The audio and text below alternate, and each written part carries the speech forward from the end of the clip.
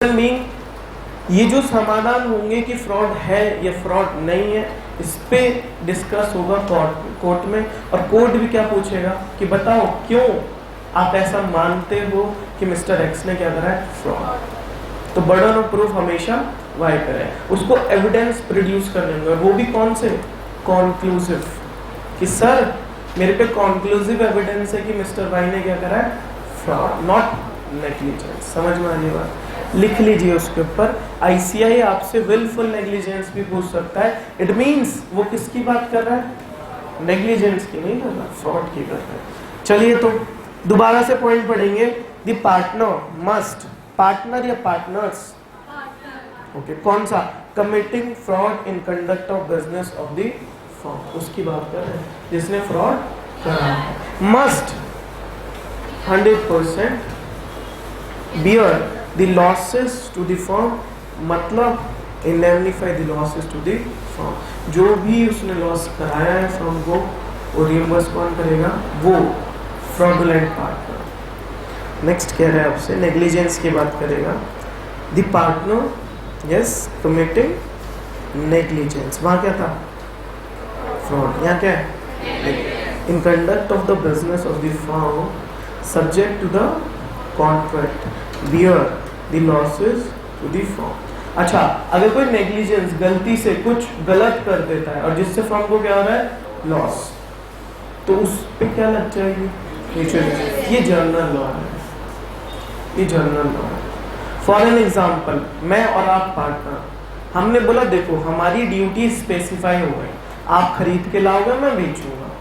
अगर इस दौरान कुछ लॉस हो जाता है फर्म में, हम कॉन्ट्रैक्ट कर रहे हैं आपके साथ, इस दौरान कुछ लॉस हो जाता है फर्म में, मतलब आपसे परचेज करते हुए कुछ लॉस हो जाता है, मेरे से बेचने पे, मुझे 1000 में बेचना, मैं 900 में बेच रहा है, तो भी लॉस है। आपको 600 में खरीदना है, आप 700 में खरीद ले, लॉस है। तो कुछ भी लॉस हो जाता है ऐसा कुछ फर्म में, तो कौन बियर करेगा, स्पेसिफिक वही पार्टनर बियर करेगा। तो वी मेड अ कॉन्ट्रैक्ट। तो लॉ लिख रहा है सेक्शन 10, अगर नेग्लिजेंस के भी केस में कोई कॉन्ट्रैक्ट बना हुआ है तो फर्स्ट प्रेफरेंस किसको जाएगी, नहीं तो जनरल लॉ, म्यूचुअल एजेंसी, दोनों भी आता है। तो लिख रहा है, क्या लिख रहा है, subject to the contract bear the losses, subject to the contract indemnify the losses to the, नहीं तो otherwise mutual agency applies and दोनों बियर करेंगे, क्योंकि पार्टनर्स की लायबिलिटी आप लिख लीजिए। सब्जेक्ट टू द कॉन्ट्रैक्ट को लिखे, फर्स्ट प्रेफरेंस दी जाएगी किसको, कॉन्ट्रैक्ट को। ओके, किस केस में, इंडेमनिटी। देखिए in case of negligence, okay, in case of negligence the first preference is given to the contract and then mutual agency. But आगे लिखिएगा, इतना लिखे फिर आगे लिखिएगा, but in case of fraud there is no preference, only defaulting your fraudulent partner must bear the losses। समझ में आ रहा है, फ्रॉड में कुछ प्रेफरेंस नहीं है, फ्रॉडुलेंट पार्टनर को ही बियर करना पड़ेगा लॉस। सेक्शन 10 ड्यूटी बता रहा है, अभी ड्यूटीज पे बात चलेगी, आपके दायित्व पे, आप एज एन पार्टनर आपके क्या क्या ड्यूटीज हैं। सेक्शन 9 ने बताया जनरल ड्यूटी सभी पार्टनर की है। सेक्शन 10 स्पेसिफिक है, फ्रॉड करोगे लॉस बियर करो, नेग्लिजेंस करोगे कॉन्ट्रैक्ट देखो तो बियर करो, अदरवाइज दोनों बियर करो। समझ में आ रही है? yes, चले आगे। yes, चलिए सेक्शन 11 अच्छा सेक्शन है, पढ़ते हैं। यहाँ तक किसी को कोई क्वेरी नहीं? चलिए सेक्शन 11 बात कर रहा है डिटर्मिनेशन ऑफ राइट्स, यहाँ पे राइट्स की भी बात होगी, and duties of partner by contract between the section 11। Okay, पढ़ते हैं। Subject to the provision of this act, the mutual rights and duties of a partners of a firm may be determined by contract between, yes, जो उनके rights उनके duties होंगी उनके बीच के बने हुए कॉन्ट्रैक्ट से डिफाइन होंगी। फॉर एन एग्जांपल, आप और मैं पार्टनर हैं, मैंने बोला आप परचेजिंग, मैं मार्केटिंग सेल्स, किसने डिसाइड करा, पार्टनर्स ने। किसने कॉन्ट्रैक्ट बनाया? कोई पार्टनरशिप एक्ट ने तो नहीं बोला कि मधुर को सेल्स दे दो, बोल भी नहीं सकते। जो जिसमें मतलब कहते हैं ना महारथी रखता वो डिपार्टमेंट देखेगा, है ना। एक फर्म में एक चार्टर्ड अकाउंटेंट है तो ऑब्वियस सी बात है उसे फाइनेंस और अकाउंट्स दिया जाएगा, है ना। एक फर्म में एमबीए मार्केटिंग है तो ऑब्वियस सी बात है उसे सेलिंग डिपार्टमेंट दिया जाएगा। समझ पा रहे हो चीजों को? तो पार्टनरशिप एक्ट नहीं बता सकता, पार्टनर्स के बने कॉन्ट्रैक्ट बता सकते हैं कि उनकी राइट्स और उनकी ड्यूटीज क्या है। ये पावर कौन देता है? सेक्शन 11, कि आप एज एन पार्टनर ने जो अपने राइट्स और अपने ड्यूटीज बना रखे हैं अपने इंटरनल पर्पस के लिए, वही आपके राइट्स होंगे, वही आपकी ड्यूटीज होंगी। ठीक है, सेक्शन 11 आगे चलता है। तो मार्क करेंगे first mutual rights and duties. Mutual what? Mutually decided, लिख लीजिएगा, म्यूचुअली डिसाइडेड। ओके, आगे चल रहे हैं। तो सेक्शन 11 की शुरुआत हुई किससे? फर्स्ट बोला subject to the provision of this act, मतलब जो राइट्स जो ड्यूटीज इस एक्ट में, किस एक्ट में? 1932 एक्ट में दे रखी होंगी वो तो होंगी। सेकंड किसकी होंगी? जो आपने डिसाइड करी होंगी म्यूचुअली। थर्ड पढ़ते हैं such contract may be express or may be implied by course of dealing. ठीक है, अच्छी बात है। फोर्थ कह रहा है such contract may be very okay by consent of all the partners. अच्छा, जो मैंने म्यूचुअल राइट्स एंड ड्यूटीज बनाए हैं मैं उसमें चेंजेस कर सकता हूँ? यस, कर सकता हूँ। पूछना पड़ेगा, बताना पड़ेगा, पूछना पड़ेगा। किससे? कंसेंट का मार्क कर लो, कहाँ ले जाना है? कंसेंट के चार्ट। ठीक है, आगे चलते हैं। क्या कहना चाह रहा है इसे? तो कॉन्ट्रैक्ट आप चेंज कर सकते हो, पूछ के कर सकते हो, सभी से पूछना पड़ेगा, all the partners, and such consent may be express और मे बी। ठीक है, वो आप बोल के भी पूछ सकते हो, लिख के भी पूछ सकते हो, एक्शन से भी पूछ सकते हो, राइट। चले आगे। अरे ये सुनो, सेक्शन 9 जर्नल ड्यूटीज हैं, ठीक है। सेक्शन 10 में स्पेसिफिक है on the event base. Fraud करा तो मस्ट, नेग्लिजेंस करा तो मे बी व्हाट? अगर आपका कॉन्ट्रैक्ट है तो यस, अगर आपका कॉन्ट्रैक्ट नहीं है तो म्यूचुअल। सेक्शन 10। सेक्शन 11 बोल रहा है आपकी ड्यूटीज और राइट्स हैं, हाँ, जो एक्ट में बताएं वो है, जो आपने म्यूचुअली डिसाइड करें। ये एक्सप्रेस भी हो सकता है, इम्प्लाइड भी हो सकता है, इनमें आप चेंजेस भी कर सकते हो, बट कंसेंट लगेगा किसका? Only partners. ठीक है, एक्सप्रेस भी और इम्प्लाइड। खत्म हो जाता है यहाँ पे सेक्शन। बट यहाँ एक क्वेश्चन आंसर दे रखे हैं, पढ़ना नहीं है, इधर देखना है इधर। बाकी बच्चे पढ़ने लगे, पढ़ने को तो मैं होमवर्क दे दूँ, पढ़ के लाओगे? बहुत सारे एक्ट है पढ़ने के लिए। चलिए, नहीं पढ़ के लाओगे? साफ मना है वो? नहीं जी, बिल्कुल नहीं, हमने तो आपको पैसे दिए हैं, आप पढ़ाओ। चलो, सेक्शन 11। सेक्शन 11 में राइट्स एंड ड्यूटीज की बात करिए, ठीक है।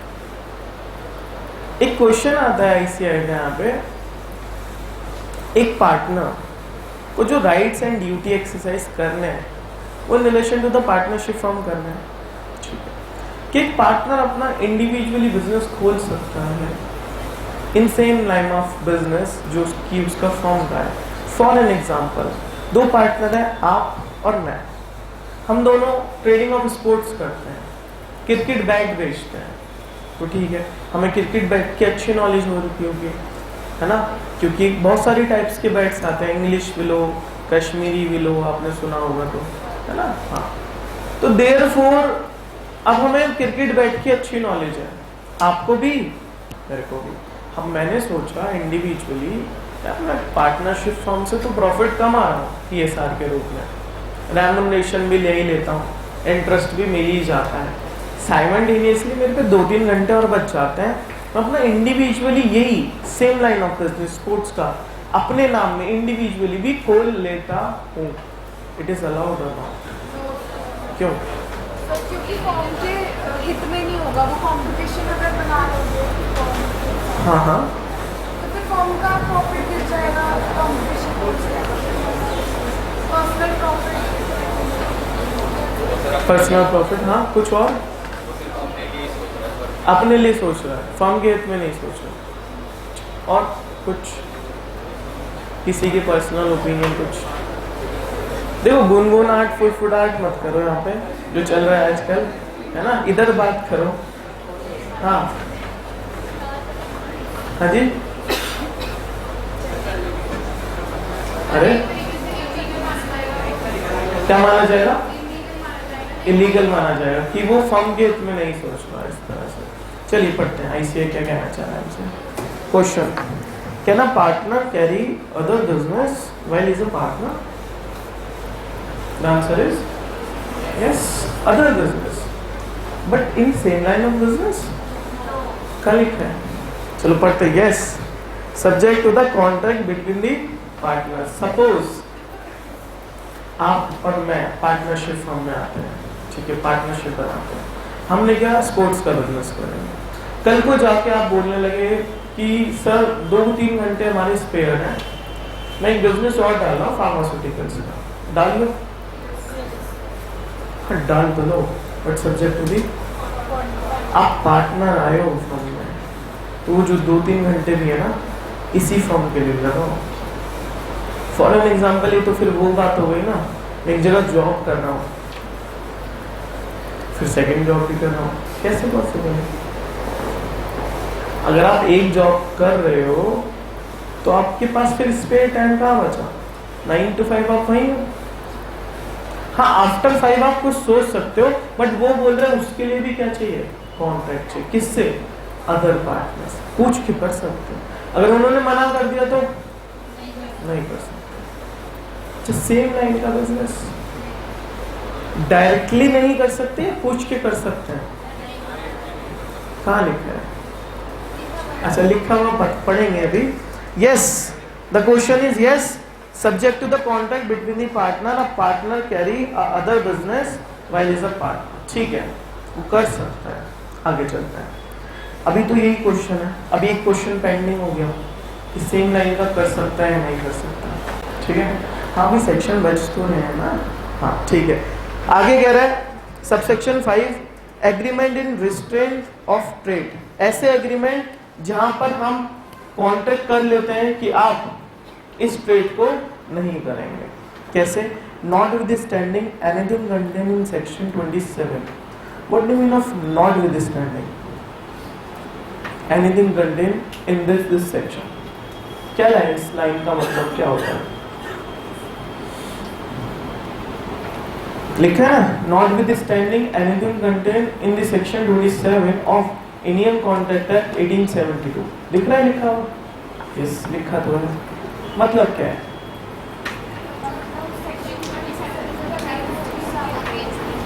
अगर हिंदी में बात करें कि section 27 of Indian contract act 1872 की बात हम नहीं सुनेंगे, उसको क्या कर देंगे? ओवरराइड। किसकी सुनेंगे? Section 11 of Indian partnership. For the what purpose? For the purpose of agreement in what? Restraint of trade। तो क्या कह रहा है? सेक्शन 27 में कुछ बात लिखी होगी इन रिगार्डिंग टू एग्रीमेंट। अच्छा, section 27 of what act? Indian contract. अच्छा, क्या बात करेगा? कॉन्ट्रैक्ट्स की बात करेगा। Contracts of what? बिजनेस से related. Yes, what are the difference between agreement और कॉन्ट्रैक्ट?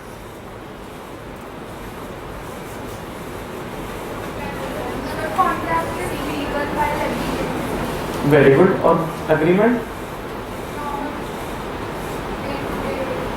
कहीं तक तो पहुंच गए, मगर अच्छी बात है, यहाँ तक पहुंच गए, मगर थोड़ा सा और। नो। अच्छा, इंडियन कॉन्ट्रैक्ट एक्ट जब बात करेगा आपसे, वो बात करेगा कॉन्ट्रैक्ट की, तो वो बोलेगा डेफिनेशंस है वहां पे, हम उसको फॉर्मूलाज में पढ़ते हैं क्योंकि फॉर्मूलाज में अच्छा समझ में आता है। Contract is equals to agreement plus enforceability, legally enforceability.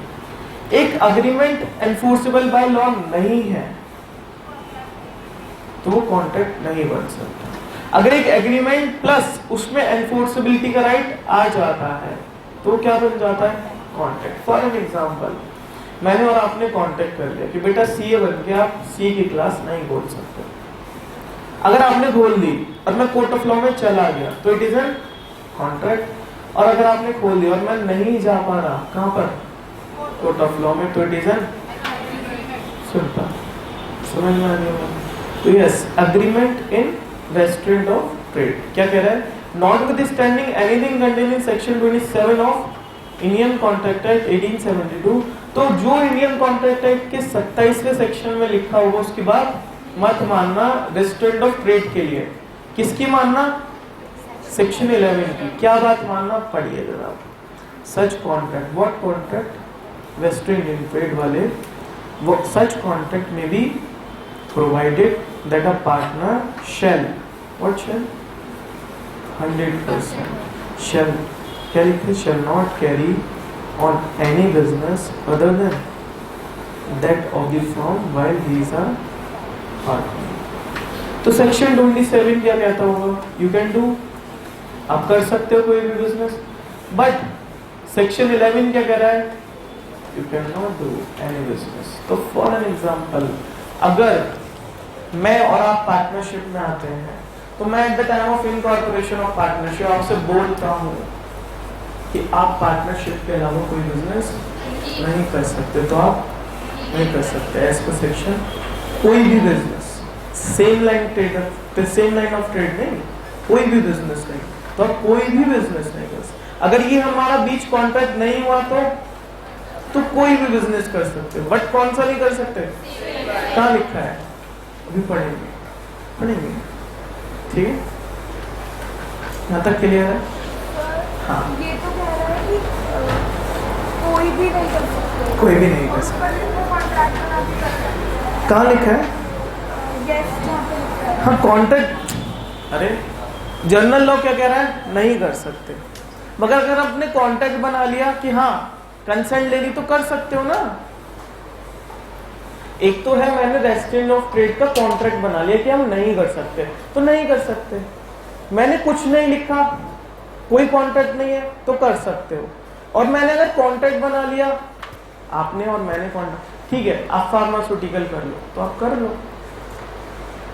ठीक है ना।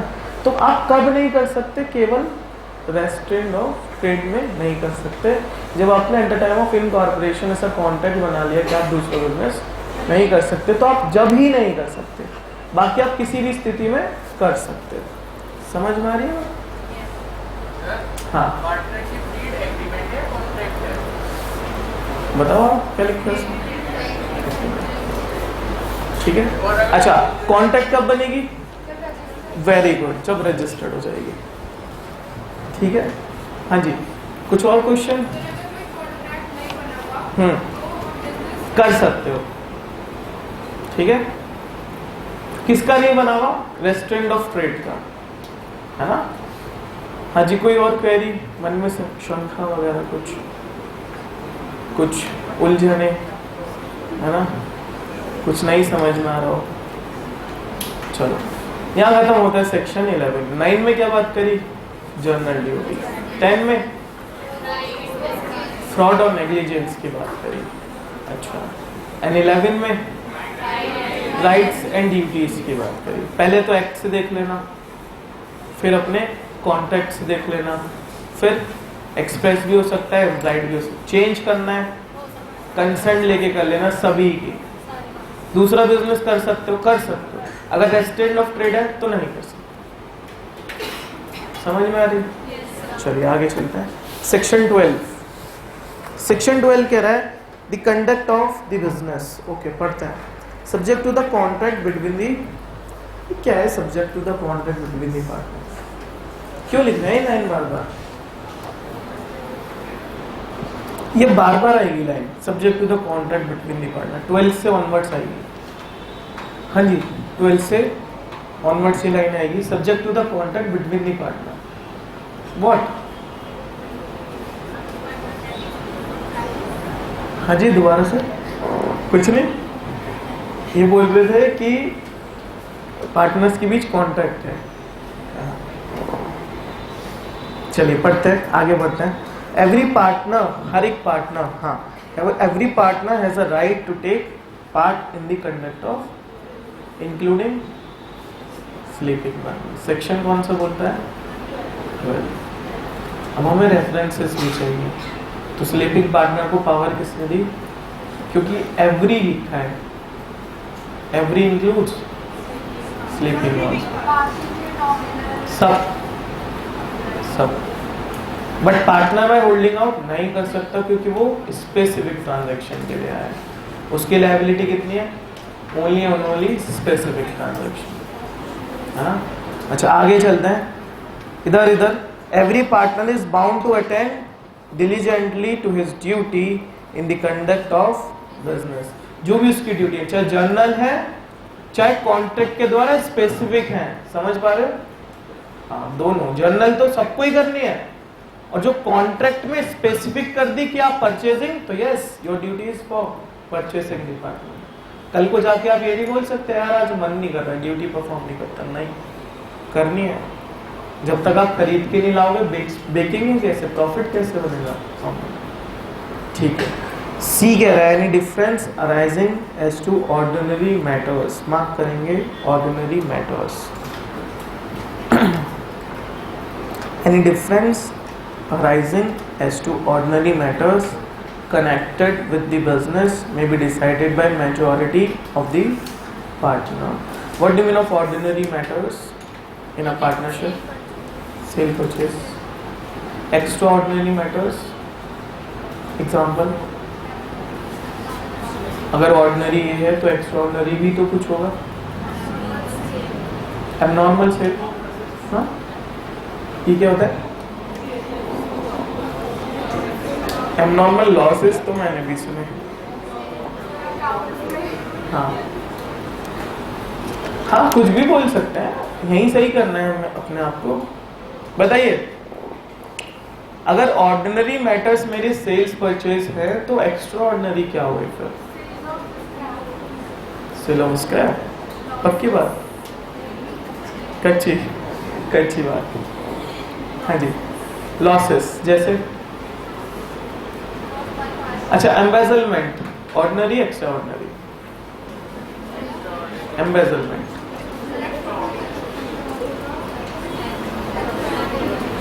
लॉसेस है ना एम्बेजलमेंट में भी। हाँ, ordinary extra ordinary? Extra ordinary. Loss by fire extra ordinary. हाँ, तो लॉ ने हमें कहीं बताया नहीं है, तो इसका मतलब ICAI अगर इस पे क्वेश्चन पूछता है तो वो मैटर्स के आगे लिखेगा क्या? ऑर्डिनरीज, एक्स्ट्रा। वैसे हम अगर समझें ऐसे मैटर जो डे टू डे एक्टिविटीज में नहीं होते, वो कौन सा है? एक्स्ट्रा। बाकी चलिए पढ़िए।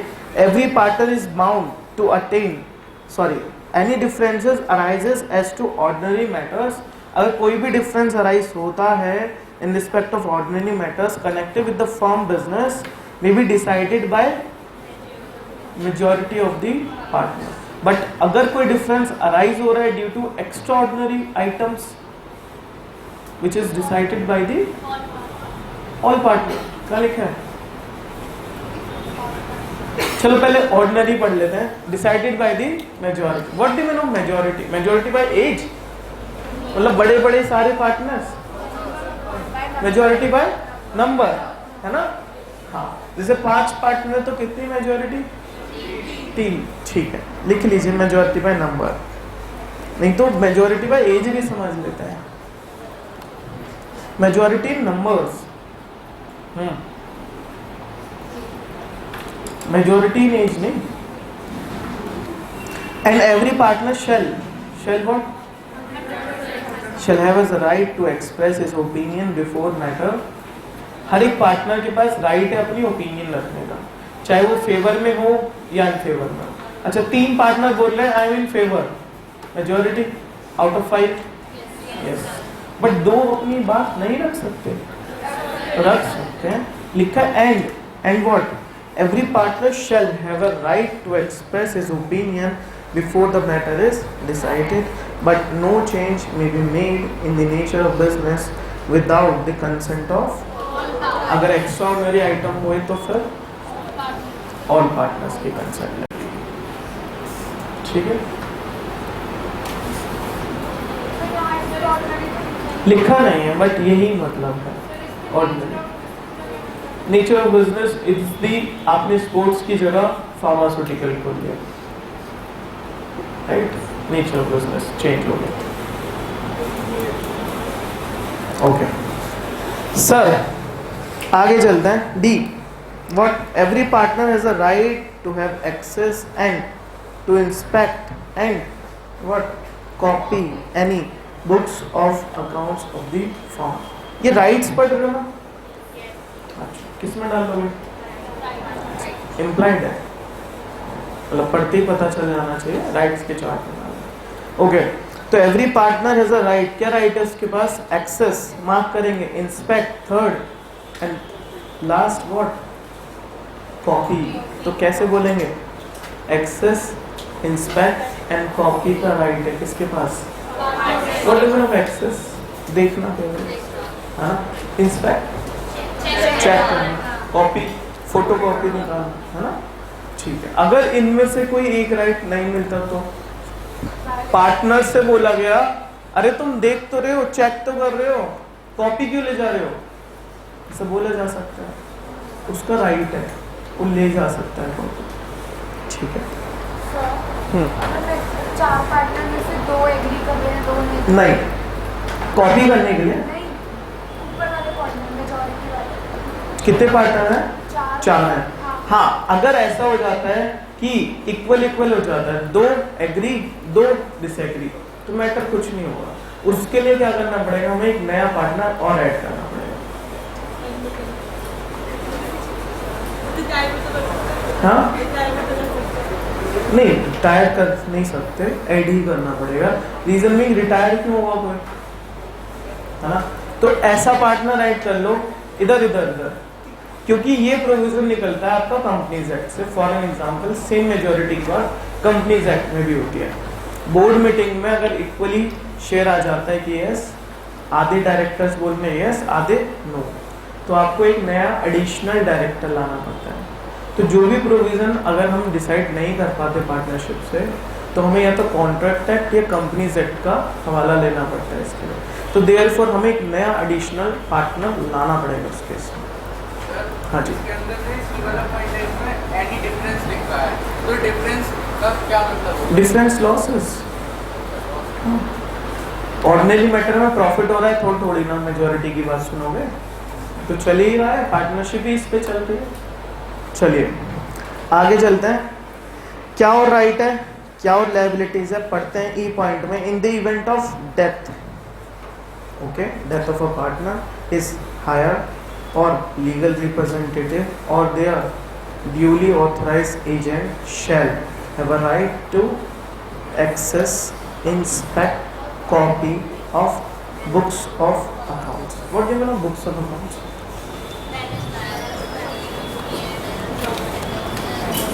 What are the difference between books of accounts and financial statements?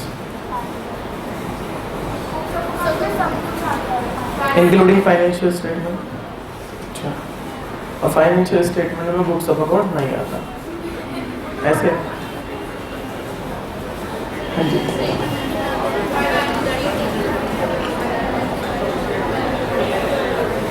You are the chartered accountant student ना? हाँ, तो इतना तो मैं आपसे जानने का मतलब हक रखता हूँ ना कि books of accounts and financial statement में, क्योंकि मेरा पार्ट नहीं है, मैं तो लॉ पढ़ाता हूँ, है ना, मेरे तो अच्छा डिस्क्लेमर है, मेरा पार्ट नहीं है। What are the difference between books of accounts and financial statements?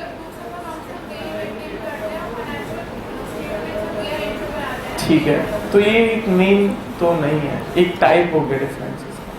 मुझे मतलब मेन एसेंस चाहिए। बुक्स ऑफ अकाउंट्स में बहुत सारे लेजर्स, बहुत सारे कौन कौन से? फर्स्ट, सेकंड, थर्ड, जैसे क्रेडिटर्स के, डेटर्स के लेजर, क्रेडिटर्स के ledger, purchase account, sales account, अच्छा, ये सब उसके अंदर नहीं होता। और बस सेल्स अकाउंट नहीं, एक्सेट्रा एक्सेट्रा। हाँ, एक्सेट्रा एक्सेट्रा एक्सेट्रा। अब financial statement includes what? Balance sheet, comparative common sense और CFS, cash flow statement. Cash flow statement, बस। तो नहीं पता। अच्छा, ये तो नहीं पता। नोट्स टू अकाउंट्स, सर वो कैश फ्लो का पार्ट हो गया ना? नोट्स टू अकाउंट्स, हाँ हाँ, तो बैलेंस शीट का कैश फ्लो का पार्ट। तो it is an financial statement. Disclosures it is an financial statement. आपको पढ़ाई अभी शायद अभी स्टार्ट नहीं होंगे, इंटर्न में होंगे अकाउंटिंग स्टैंडर्ड्स, राइट? जो आप ट्रांजैक्शन नोट करते हो अपने अकाउंट्स में, आगे जाके आईसीआई आपको बोलेगा ऐसे नहीं होगा, इसका भी क्या एक स्टैंडर्ड है, राइट?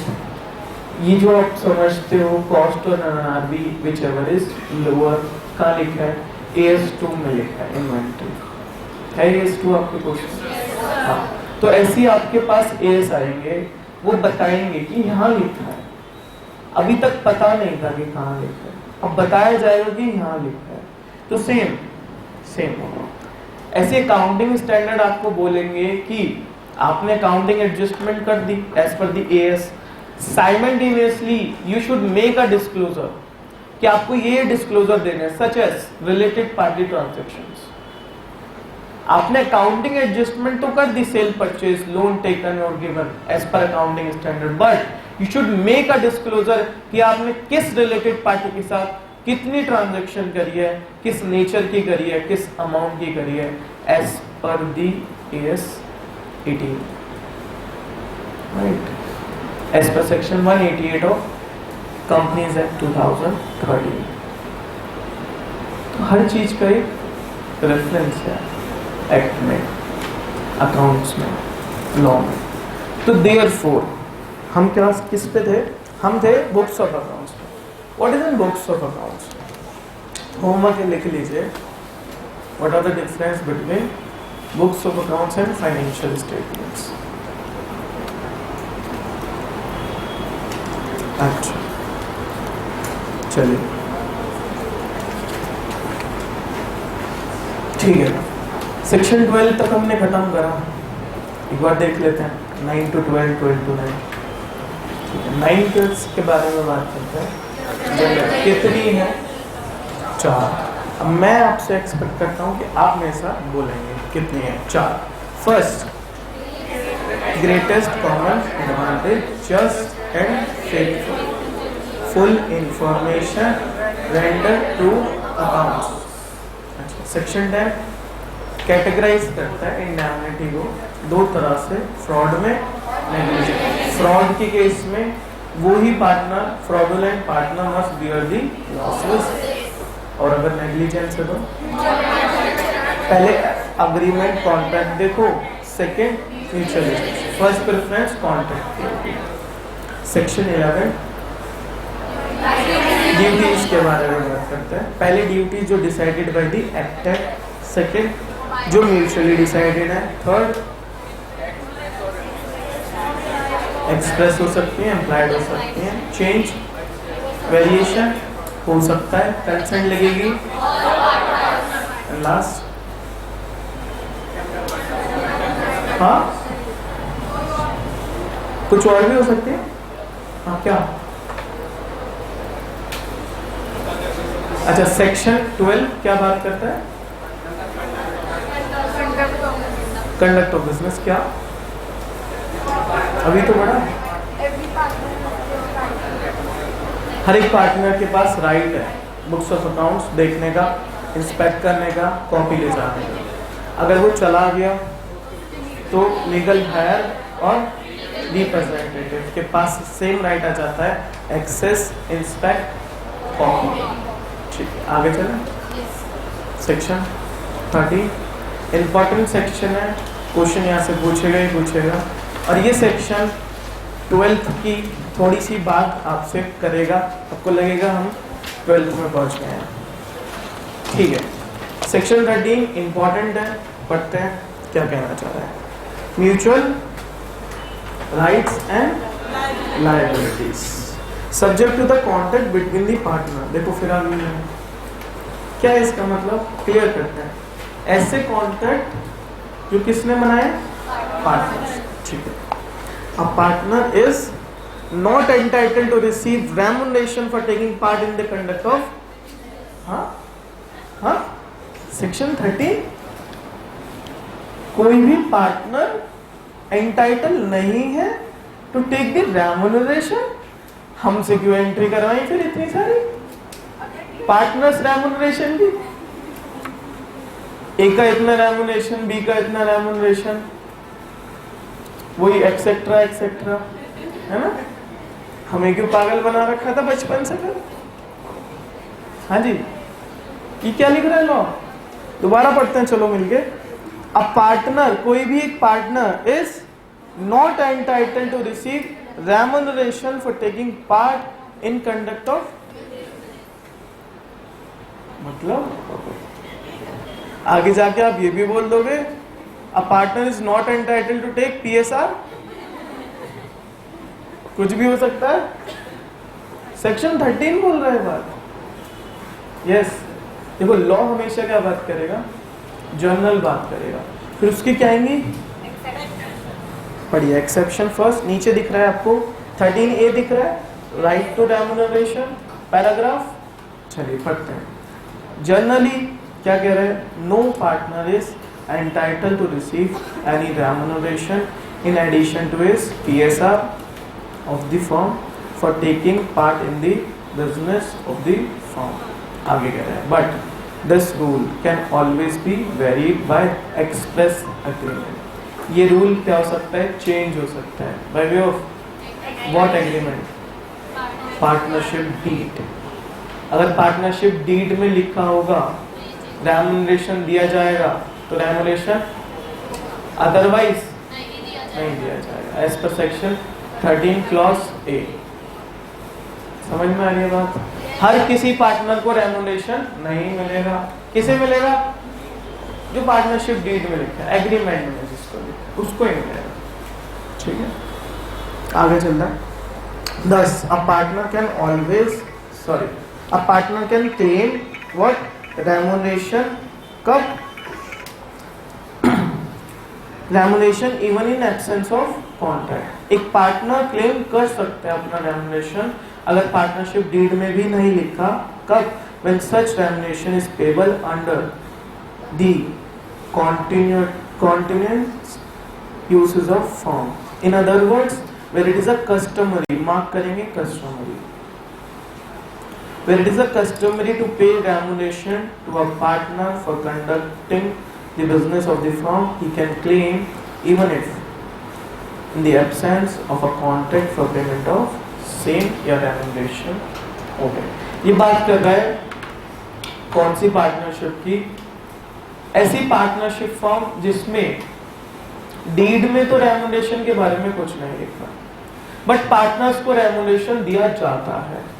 फॉर एग्जांपल एक पार्टनरशिप फॉर्म बनी 2010 में, ठीक है, एक पार्टनरशिप फॉर्म बनी 2010 में, फर्स्ट टाइम यहाँ एक पार्टनरशिप फॉर्म बन गई आपकी। इस पार्टनरशिप फॉर्म के जब बुक्स क्लोज होते हैं ना 31 मार्च को, तो क्या करते हैं लोग, हर एक ईयर एंडिंग पे पार्टनर्स को क्या दिया जाता है, रेम्युनरेशन, बट डीड में नहीं लिखा। एक पार्टनर एडमिट हो रहा है 1/4/24 को, ठीक है, इसके भी बुक्स ऑफ अकाउंट्स बन रहे होंगे 31/3/25 को। यहाँ बोल दिया गया, सपोज यहाँ पार्टनर थे XYZ, यहाँ A एडमिट हुआ, ठीक है, अब पार्टनर 4 हो गए XYZ एंड A। इसको बोल दिया गया कि तुम्हें रेम्युनरेशन नहीं मिलेगा क्योंकि पार्टनरशिप डीड में कुछ नहीं लिखा about the remuneration. Therefore section 13 clause A बोलता है अगर पार्टनरशिप डीड में कोई कंटेंट नहीं है अबाउट द रेम्युनरेशन तो आपको रेम्युनरेशन नहीं दिया जाएगा। But can A claim a remuneration? Yes, because custom क्या चलता आ रहा है, रिवाज क्या चलते आ रहे हैं, रेम्युनरेशन देने के चलते आ रहे हैं, समझ में आ रहा है, तो इसको भी रेम्युनरेशन मिलेगा। सेक्शन 13 क्लॉज A ओवररूल हो जाएगा इस केस में, समझ आ रही है। तो कस्टमरी मार्क कर लिया, कस्टमरी मार्क कर लिया। अगर रिवाज चल रहा है रेम्युनरेशन देने का तो रेम्युनरेशन देना पड़ेगा, समझेगा। जो बच्चे नहीं समझ पाए एक बार और बात करते हैं। सपोज यहाँ पर पार्टनरशिप एक्ट एग्जिस्ट करता था 1932 2010 में। ये 2010 1910 नहीं है, 2010 1910 की बात नहीं है, 2010 पार्टनरशिप एक्ट था। हाँ, सेक्शन 13 क्लॉज था। हाँ, क्या बोलता था? रेमुनेशन बट दे देंगे अगर डीड में मेंशन हो। या डीड वीड बनी होगी कुछ, ये पार्टनर्स आए होंगे उसमें। अरे यस या नो? डीड बनी होगी सर, पार्टनर्स आए होंगे, बट रेमुनरेशन के बारे में कुछ नहीं लिखा है यहाँ पर, तो नहीं देना था। बट ये पार्टनर क्या कर रहे हैं? निकाल रहे हैं रेमुनरेशन, हर साल निकाल रहे हैं। एक कस्टम बना दिया उन्होंने, विवाद बना दिया रेमुनरेशन निकालने का, क्योंकि कुछ लॉ हम विवाद से पढ़ते हैं। फॉर एन एग्जाम्पल, अभी आप इंटर में जाएंगे तो आप जीएसटी, इनकम टैक्स, नाना प्रकार के टैक्सेशन लॉ पढ़ेंगे। कुछ तो प्रोविजन बोलेगा कि ठीक है ऐसा कर लो, बट कुछ हमें कस्टम से मानना पड़ेगा, मतलब बिजनेस प्रैक्टिस से मानना पड़ेगा। कुछ तो लॉ कहेगा ये इस तरह से चलना है, बट कुछ चीज लॉ में नहीं लिखी, बट क्या है? कस्टम है इंडस्ट्री का, वो फॉलो करता है, तो यही क्या बन गया? लॉ। बट ये लॉ है क्या? नहीं, इट इज एन कस्टम। ठीक है, रिवाज। तो क्या रिवाज लॉ है? नहीं है। क्या तोड़े जा सकते हैं? हाँ तोड़े जा सकते हैं। बट लॉ तोड़ा जा सकता है? नहीं तोड़ा जा सकता। बट अगर एक कस्टम बन गया, लॉ कह रहा है कि रेमुनेशन देने का, तो रेमुनेशन एडमिशन वाले पार्टनर को भी मिलेगा। समझ में आ रही है? ऐसा नहीं उसके साथ आप ये बोलो कि हम तो लेंगे एग्जिस्टिंग पार्टनर, तुझे क्या नहीं देंगे। अगर रिवाज है तो सबके लिए है, किसी एक के लिए नहीं। ठीक है, ये बोलना चाह रहा है सेक्शन 13 क्लॉज ए आपसे। कुछ कहना है? किसी को कुछ कहना है? एक सेकेंड बात सुनने दीजिए। हाँ, तो मिलेगा कॉन्ट्रैक्ट, वही एग्रीमेंट। हाँ एग्रीमेंट। हाँ जी, और कोई कुछ?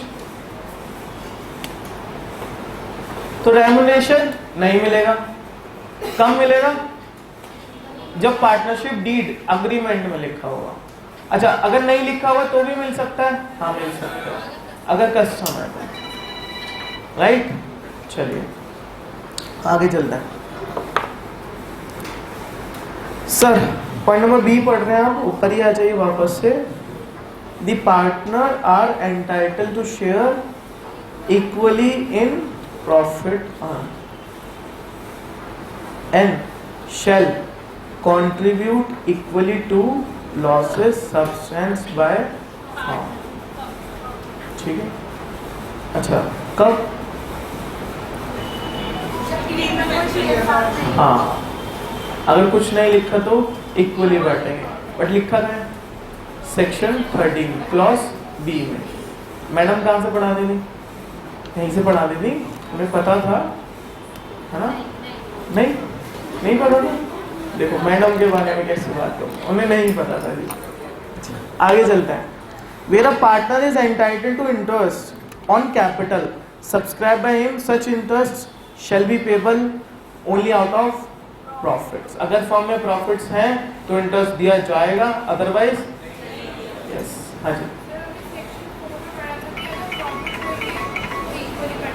जी।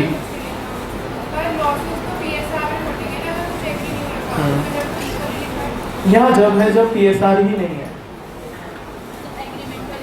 हाँ, अगर कुछ नहीं लिखा प्रॉफिट कैसे बटेंगे, लॉस कैसे बटेंगे, तो इक्वली। अगर PSR है तो PSR, सिंपल है। अगर आपकी फर्म में PSR है, 3 पार्टनर है, 1:1:1 का PSR है, तो 33% प्रॉफिट हुआ तो ऐसे बांट दो, लॉस हुआ सेम बात। अगर कुछ नहीं लिखा तो भी तो इक्वली है। अरे यस या नो? 1 मिनट रुकेंगे। हेलो,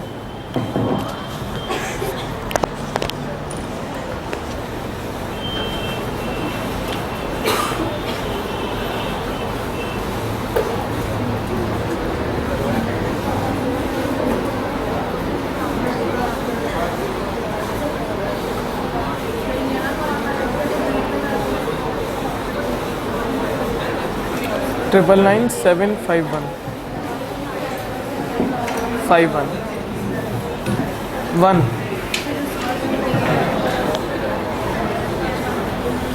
इनसे क्या शाम को आएगा नहीं, अभी मैं क्लास में होता हूँ ना, इनसे बोल दियो।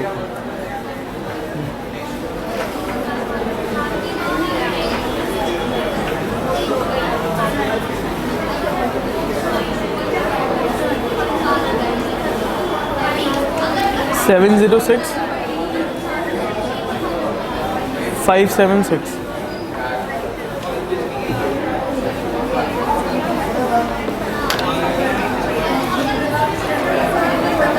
चलिए इधर देखेंगे बस। चलिए प्रॉफिट होगा तो ही दिया जाएगा आपका इंटरेस्ट ऑन कैपिटल। बट अगर एक पार्टनर ने लोन दे रखा है फर्म को तो उसका इंटरेस्ट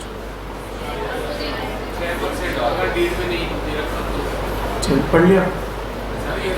अच्छा 12 में आइए जरा नीचे आइए, आप देख रहे हैं para number 13D interest on advances दिख रहा है, सबको मिल गया। चलिए suppose a partner make a advance to the firm in addition to the capital contributed by him.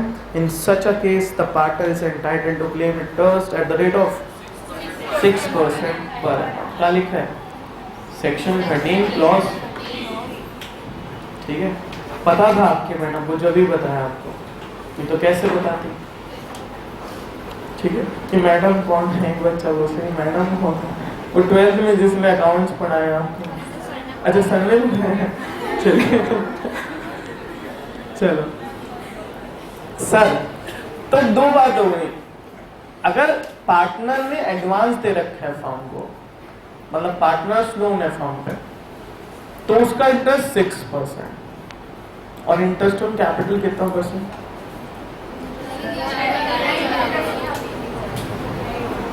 कितना % मैक्सिमम? नहीं मिलेगा। अगर डीड में गिवन नहीं है तो नहीं मिलेगा। अच्छा गिवन है तो कितना मैक्सिमम? अगर कुछ डेट नहीं लिखा, बस ये लिखा है इंटरेस्ट ऑन कैपिटल देना 6%, ये कहाँ लिखा? हाँ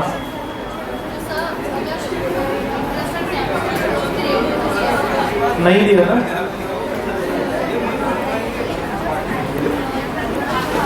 अच्छा चलो धीरे धीरे चलते हैं इधर। बस देखो एक सेकंड इधर सुनो। मैं पार्टनर हूँ, मैंने फर्म को 10 लाख रुपए दे रखे हैं एज लोन, तो उस पर फर्म मुझे कितना % ब्याज देगी? 6% पर। 6 से ज्यादा दे सकती है क्या? हाँ लिखिए, अगर डीड में लिखा है तो। पक्की बात? आइए 13T को पढ़ लेते हैं, पहले पूरा पढ़ लेते हैं। While interest on capital account cease to run on dissolution, the interest on advance keep running even after dissolution up to the date of payment। पूरा पढ़ना है, दोबारा से पढ़ना। सपोज अ पार्टनर जिसने एडवांस दे रखे फर्म को in addition to the capital, वो एंटाइटल है, उसका राइट है। What right? एंटाइटल को राइट लिख लेंगे, राइट के चैप्टर उसमें चला जाएगा चार्ट में। The partner is entitled to claim interest at the rate of 6% per annum. और कुछ लिखा है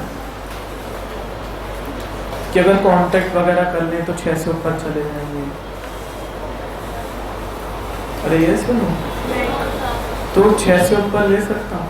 मैंने 10 लाख रुपए दिए फर्म को, फर्म मुझे कितना ब्याज देगी? 6%। कितना होता है? 60,000 हर साल मिलेगा। मैं बोलूँ नहीं, FD मुझे 8% का दे रही है, मुझे तो 8% का दो। क्या मैं बोल सकता हूँ? क्या मुझे मिल जाएगा? कहाँ लिखिए डीड? ये लाइन कहाँ लिखिए? मैं वही पूछना चाह रहा हूँ आपसे। अरे 12th में पढ़ा था, बट आप सेक्शन 13 पढ़ रहे हो ना आप।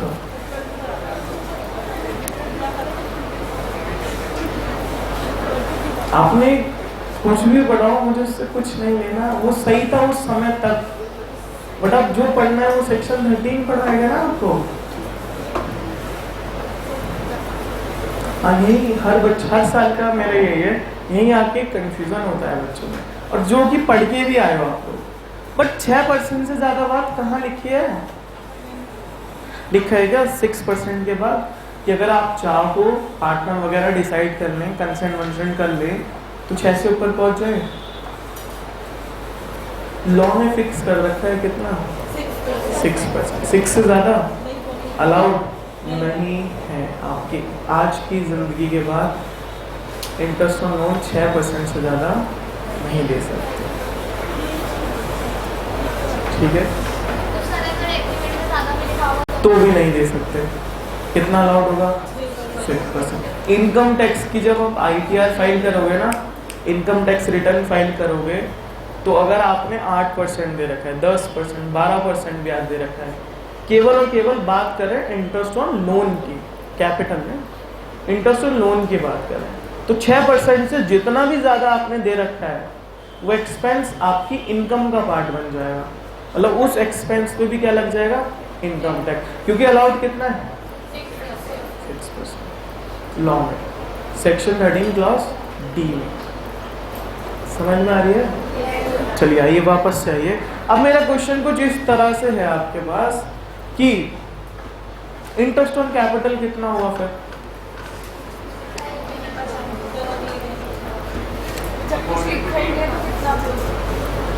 चलिए पढ़िए पहले, ऊपर आइए क्लॉज 13C में आइए, इंटरेस्ट ऑन कैपिटल दिख गया पैराग्राफ, पढ़िए। The following element must 100% with there before a partner can entitle to interest on money borrowed by him in partnership business।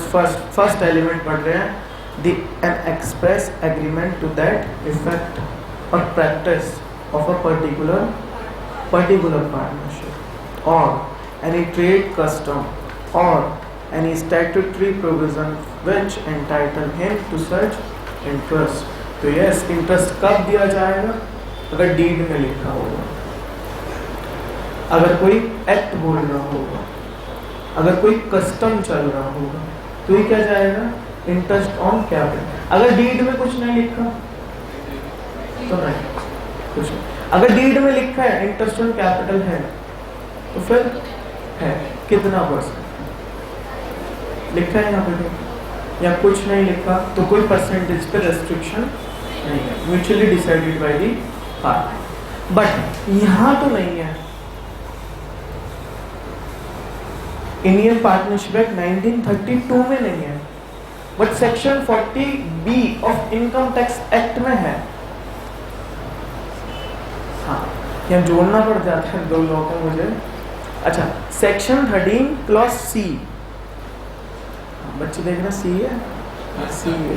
Section 13 clause C of Indian partnership act 1932 जिसकी class चल रही है, उसमें interest on capital की percentage specify, but simultaneously अगर हम किस act को पढ़े, इनकम टैक्स एक्ट 1961, उसका सेक्शन है 40 क्लॉज B, वहां पे इंटरेस्ट ऑन कैपिटल है कितना 12% पर maximum 12 interest on capital maximum कितना दिया जा सकता है पार्टनर को 12% से अगर एक्सेस दोगे तो वो किसका पार्ट बन जाएगा, इनकम का, और उस पर क्या देना पड़ेगा, इनकम टैक्स। समझ में आ रही है बात? यहाँ नहीं है। बट अगर बात की जाए इंटरेस्ट ऑन लोन, तो यहाँ है कितना परसेंट, तो वहां पे भी क्या बोलेगा वो, वहां बोलेगा एज में भी prescribed in Indian partnership act. सही बात है,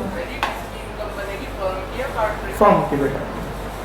और फर्म पे मैं बता दूं, अभी तो आप पढ़ेंगे इनकम टैक्स, फर्म पे फ्लैट 31.2% का टैक्स लगता है, flat, there is no slab.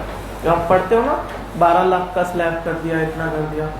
Firm, partnership firm की ITR इनकम टैक्स रिटर्न पे टोटल इनकम जितनी भी होती है फर्म की, उस पर फ्लैट 31.2% का टैक्स लगता है ना।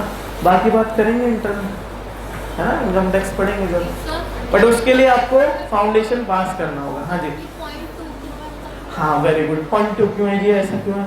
वैसे तो फ्लैट 30% लिखा है, अब आप इनकम टैक्स स्टार्ट करा रहे हो। इनकम टैक्स रेट कितना परसेंट लिखा है, 30%। बट एक सेस होता है, हेल्थ एंड एजुकेशन सेस, ये 4% है। किस अमाउंट पे, जो इसकी अमाउंट निकलेगी 30% के बाद। तो इफेक्टिवली रेट आ जाता है 31.2%। ठीक है बेटा, ये इफेक्टिव रेट है। अरे यस है ना? हाँ, बाकी पढ़ना है तो आपको आना पड़ेगा सीए इंटरमीडिएट। ठीक है, subject to the CA intermediate. आगे चलते हैं।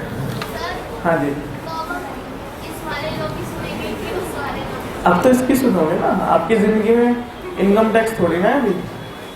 ठीक है, अच्छा सुननी क्या, इंटरनेशनल लोन पे 6% और कैपिटल पे कितना भी, जितना पार्टनर डिसाइड करे, ये लिखना है आपको। तो ठीक है, अरे यस सर। चलो आज की क्लास यहीं समाप्त करते हैं।